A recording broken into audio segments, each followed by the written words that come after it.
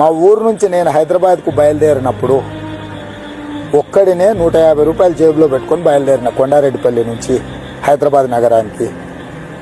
అక్కడి నుంచి ఇక్కడికి వచ్చిన ఇండిపెండెంట్ జడ్పీటీసీగా నేను గెలిచిన రోజు 2006లో ఎవరైనా ఊహించిందా నేనేమన్నా అయితా అని?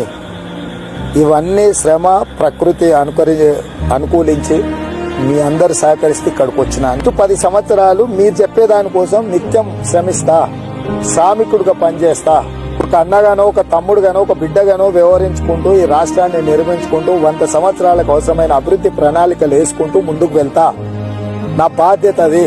10 సంవత్సరాలు ఈ రాష్ట్రంలో, యు మార్క్ మై వర్డ్, 10 సంవత్సరాలు ఈ రాష్ట్రానికి ముఖ్యమంత్రిగా ఈ రాష్ట్ర సంక్షేమం కోసము, ఈ రాష్ట్ర అభివృద్ధి కోసము, ప్రజల యొక్క సుఖశాంతుల కోసము నేను పని చేస్తా, నిరంతరం పరితపిస్తూనే ఉంటా.